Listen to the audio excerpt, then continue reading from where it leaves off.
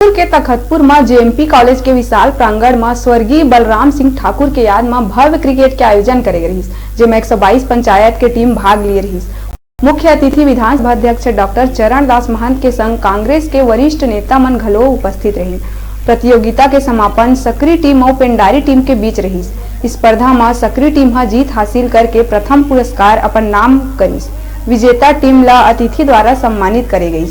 शैलेश पांडे बिलासपुर विधायक, रतनलाल डांगी आईजी बिलासपुर समेत और वरिष्ठ कांग्रेस नेता मन के संग भारी संख्या में नगरवासी मन उपस्थित रहे।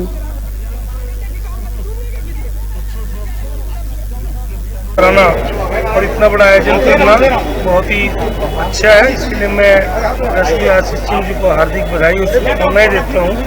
इसी प्रकार स्वर्गीय बलराम सिंह जी की स्मृति में उन्होंने जो आयोजन किया है, इससे जो हमारे बुजुर्ग हैं, पुरखा है, जो बोलना चाहिए पितृ है, उनकी आत्मा को शांति बताता है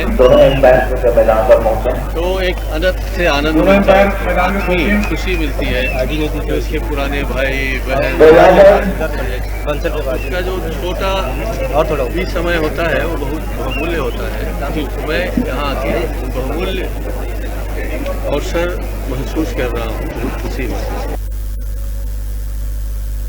रुका था एक छोटकन ब्रेक ले बार आप मन दिखा रहा आप मन के अपन चैनल न्यूज़ 36 लाइव छत्तीसगढ़ के आवाज।